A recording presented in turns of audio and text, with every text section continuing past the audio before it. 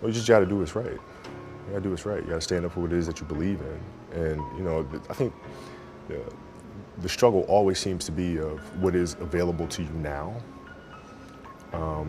as opposed to what's the right thing to do for years to come, right? And I think the easiest thing that we can do is just do what is right now, even if it may seem uncomfortable, even if it doesn't seem like it's publicly accepted. You got to do what's right.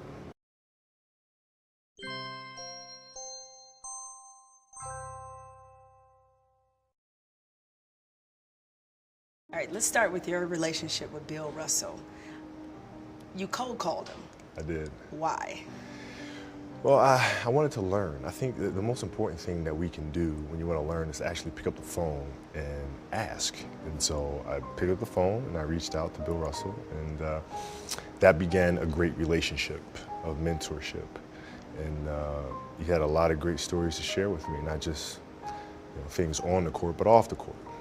Especially in that time when he was playing, those two things could not be separated because one went with the other. So how has your relationship with Bill Russell evolved since you made that initial call? Well, I was getting ready for my jersey retirement ceremony, and my phone rings, and I pick it up, and it's Bill. And Bill says, I'm in the area. I would love to come. I said, I didn't even think that you would want to come to my retirement ceremony. He's like, I would love to be there for you. And so he came down, and he and I had a chance to spend some time together. And he's been a great mentor for me. What have you learned from Bill Russell? Wow. So tactically speaking, because I always geek out about the game. He said when I played, I could score the ball, I could handle the ball, and I could pass the ball. But it was really important in order for us to win. I had to look at my teammates and say, okay, there's other players here that do that better. Therefore, I must allow them to do that. And what I do best is defend and rebound. So I'm going to completely focus on that. Let Kuzi handle the ball, right? Let Sams be the shooter, Havlicek be the shooter. And I thought that was a very, very insightful thing that I used in how I was able to go on and win those two championships post-Shaq. What did you learn about leadership from Bill Russell? Wow, one of the things he said is, at the time he was dealing with a lot of racial issues in Boston, and stories, people throwing things at him during the game and yelling, the craziest things to him on the court. I said, well, how did you deal with it? He said, well, I internalized it. I felt like the best thing that I could do is use that as fuel, as opposed to just simply having an emotional outburst to them. I decided to use that as energy to enhance my performance, right? So even though it seems as if he's tuning out the noise, he isn't. He's hearing it and he's using it. Most black athletes, there's a certain duality. You have this platform and you have this success that you have, but you're also still a black man in America. How have you balanced that, or how did you balance that throughout your career, and how are you balancing that now? Well, you just got to do what's right. You got to do what's right. You got to stand up for what it is that you believe in. And, I think the struggle always seems to be of what is available to you now, as opposed to what's the right thing to do for years to come, right? And I think the easiest thing that we can do is just do what is right now, even if it may seem uncomfortable, even if it doesn't seem like it's publicly accepted. You got to do what's right. When you look across the landscape of the black athletes today, whose leadership impresses you the most? Well, I think what Colin Kaepernick stood for is the epitome of doing what he believes is right. Now, things have been taken out of context and misconstrued, and they try to bend it this way, that way, and missing the point of what it is, the message that he was getting across. And I think having the bravery to be able to do that is something that we should all stand for. You decided to donate to his campaign, his fundraising campaign. What made you do that? Well, exactly that. I mean, it's very hard as a black athlete to just simply sit here and say, you know what, we're comfortable, we made it, we have it made. It's okay. We don't need to jump into this thing. It's too much controversy. We don't need it. Is that the right thing to do? No, it's not. So why do it, right? So it was a very easy decision for me. What do you think about what's happened to his NFL career? You know what I think he'll get his shot, and I think there's going to be a lot of people out there that want to see him fail, and he's not going to. And he'll rise to the top again, and everybody will look back at what a great story it was. That's what I think is going to happen. When you look at everything that he's done and everything that he's been through, what kind of influence do you think that's had on other black athletes? Well, I think it gives a sense of urgency. You know, it wasn't like the issues weren't there already. But I think when Colin initiated what he did, it brought a sense of urgency and a sense of call to action and immediacy that wasn't there before. Right? It brought it to a national level, something that cannot be ignored anymore. And I think it gave a sense of urgency, and we need to do something, and we need to do something now. How do you see the identity of the black athlete and how it's evolved from maybe the time of Russell to the time of Kobe Bryant? I think there's more influence. You know, I think at the time of Russell was trying to really get your foot in the door, which they managed to do, and break new ground, and all the way up to going through, you know, Dr. J and the endorsements that came from that, right, all the way through Magic and Michael and everything that they've achieved, all the way through, you know, myself and LeBron, these guys, and now what comes next, right? And I think it's our responsibility to try to help the next generation progress, just as the generation previous to us left the industry in a better place for us. When you think about someone like Martin Luther King Jr., one of the biggest icons in the world, what comes to mind? Patience, empathy, understanding. Those are the three things that come to mind. I mean, it's hard in certain times to not act impulsively, but his trust in the human spirit and his patience with people and saying, no, this is the right thing to do, this is how we'll go about it, and the determination to stick with that and believe that the human spirit will eventually triumph are the things that inspire me the most. Thinking about your leadership role now, how is it different for you now that you're in retirement? Do you feel more empowered? Do you feel the responsibility to be more vocal? How do you see yourself? How do you see your role now? Well, it's different now. It's changed. You know, when I played, you know, the vehicle through which I can communicate through interviews and things of that nature, that's what I had available to me. Now it's different. Now in the storytelling business, there are characters that we will create, you know, short stories that we will write, movies that we make. That is where we can really help move culture forward. And so we're really excited about what we're creating here.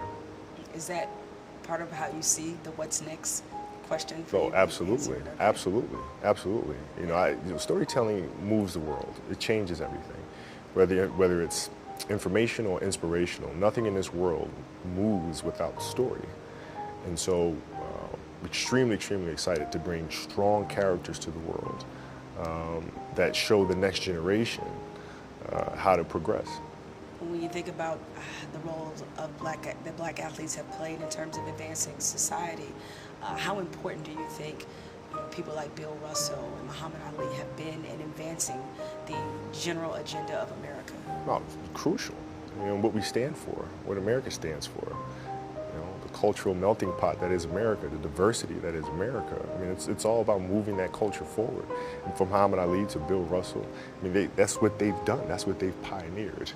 And it's our responsibility to try to carry that forward. And you know, the good thing about it too in this age of multimedia is that we all have different vehicles through which we can do that. Be it social media, be it you know, protests before a game, be it interviews, or be it film. You know, we all have different vehicles through which we can communicate.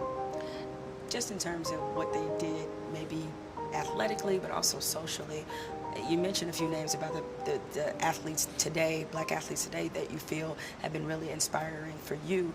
Who is the black athlete that has most inspired you throughout your life? Well, you know, Michael Jordan for me was always, you know, the person that inspired me the most.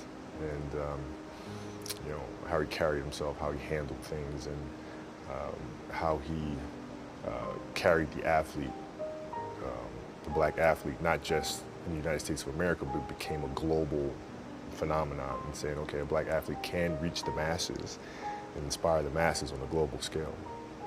LeBron seems to be someone embracing kind of that role while he's still in the peak of his career. When you look at his evolution, what kind of comes to mind for you?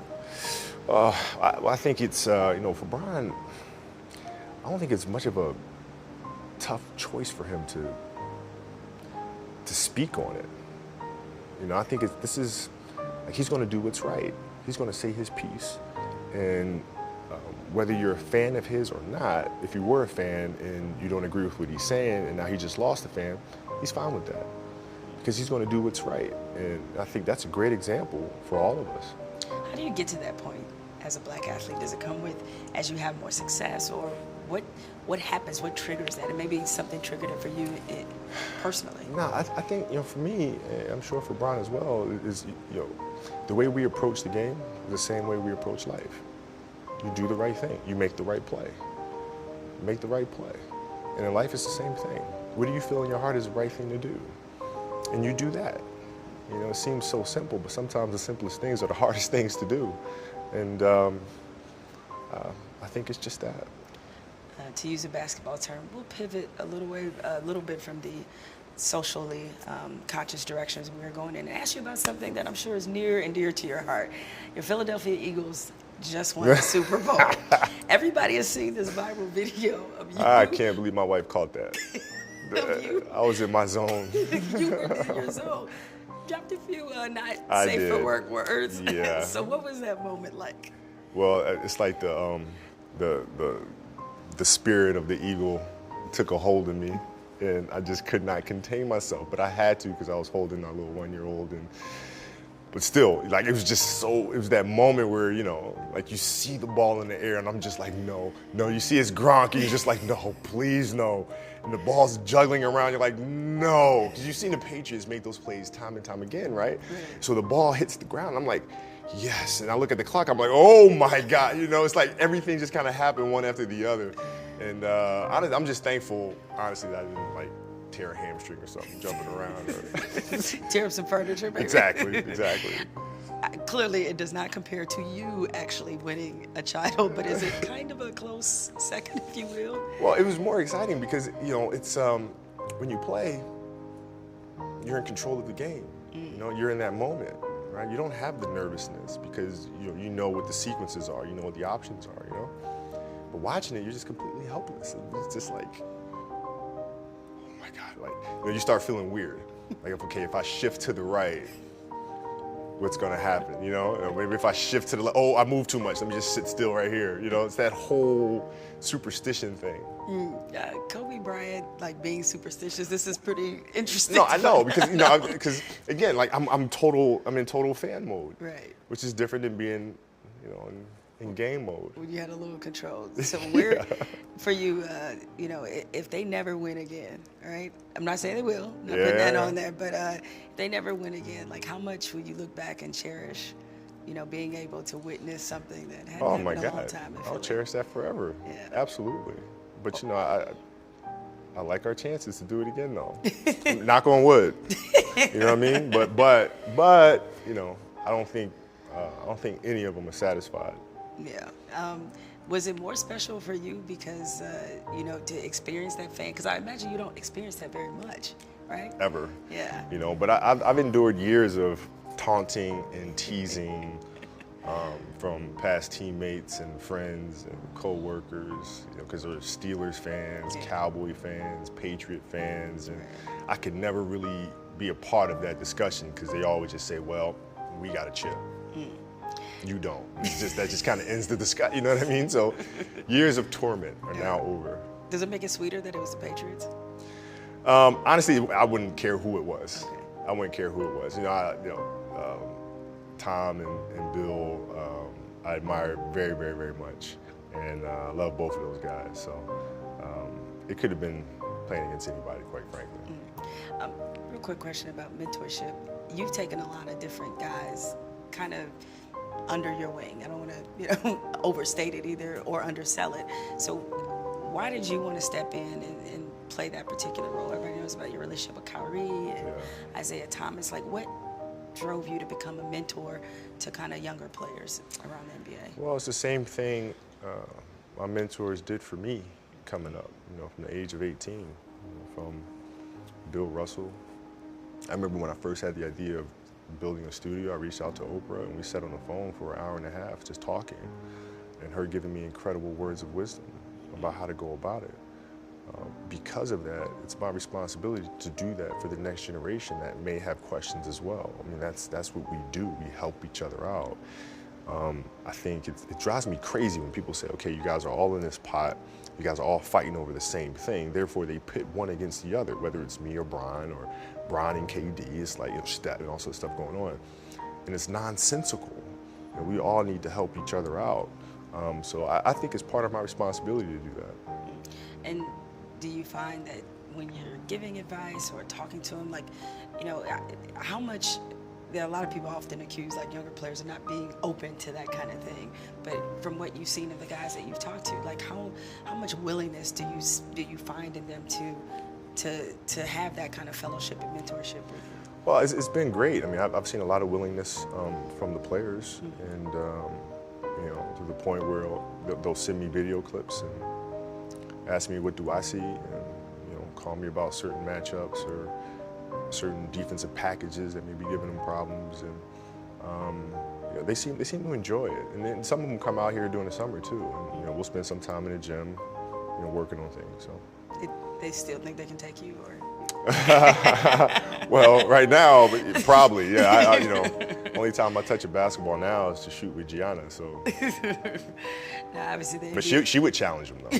I'm sure she absolutely would. My best thing is like when we go out, people come up to us, like it'll be me and Gianna, and they'll come and like, Kobe, when are you gonna have a boy? When are you gonna have a boy? And Gianna's looking at them. They're like, we need a boy to carry on your legacy. And she's like, I got this. You need no boy to do that. I'll take care of this. That's good parenting. Oh my God, it's like the greatest thing ever. Now, obviously, the NBA All-Star Game out here in Los Angeles. What do you think about the drafting format? Well, I mean, from a competitive standpoint, if I was still playing, I'd be really quick to talk trash about how the East just finally said, you know what, we'll never beat the West, so we got to do something different because the West was just kicking butt every single year over year. So that's kind of what I would say.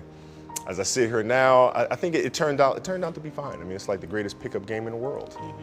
You got two captains, pick your squad, I pick my squad, and now let's see. Be totally honest, if you were the captain, representing obviously the West, when you and Shaq were on different teams, would you have put Shaq? Would you have drafted Shaq? What year are we talking Shaq? Okay. What Shaquille O'Neal year? The Miami Heat first year. The Miami Heat first year. Yeah. No, I'll take LeBron James. You kidding me? Would you have drafted Shaq on your team at all? If I had the opportunity, yeah, I would have. Really? But man, I gotta LB, man.